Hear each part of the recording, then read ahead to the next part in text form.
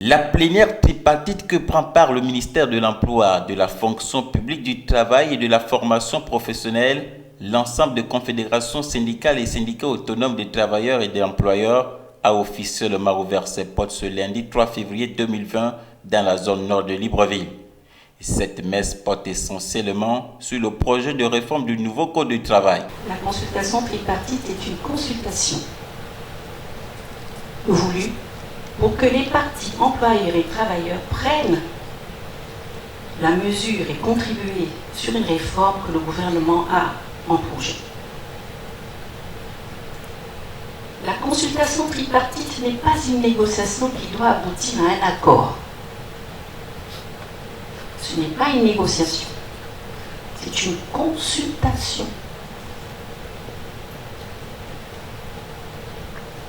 La clé fondamentale qui est recherchée, c'est de s'assurer que la voix des parties travailleurs et employeurs a été entendue par le gouvernement avant qu'une décision ne soit prise. La loi, il n'y a qu'une. La loi relève du pouvoir législatif. Le pouvoir législatif est incarné par les députés et les sénateurs. Le gouvernement, qui est l'exécutif, propose la loi. Comme ça relève du social, le gouvernement a la responsabilité de recueillir les avis des deux parties. Et ensuite, c'est le gouvernement qui propose la loi.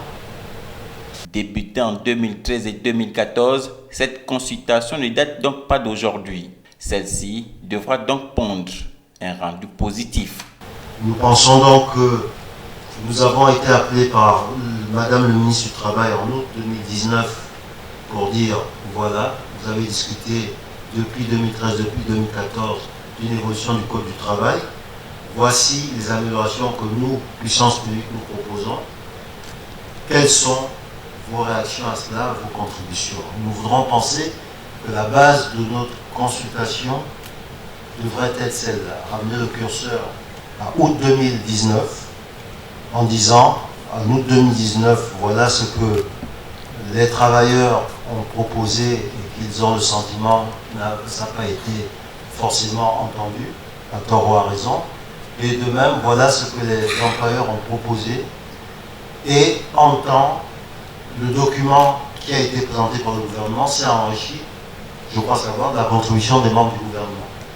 Donc, une bonne base de nos échanges pourrait être ce document enrichi aujourd'hui des membres du gouvernement, donc la contribution du gouvernement, le document d'août 2013, et à partir de là, on pourrait essayer, au terme de nos travaux, d'apporter une nouvelle contribution des travailleurs, une mise à jour, et une mise à jour des contributions des employeurs. Nous allons y participer, tel que vous l'avez indiqué, et nous sommes convaincus que lorsque ce Code du travail ira vers le Parlement, il en sortira quelque chose de bien.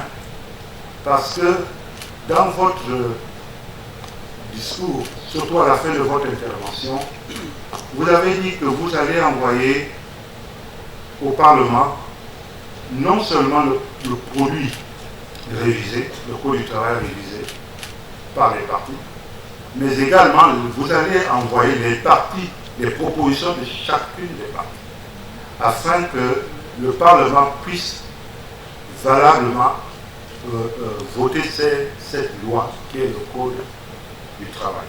Et cette plénière de 5 jours devra permettre de trouver des solutions efficaces et pérennes en vue d'une sortie de crise. Après cette phase protocolaire, une commission a été installée pour diriger les 10 travaux.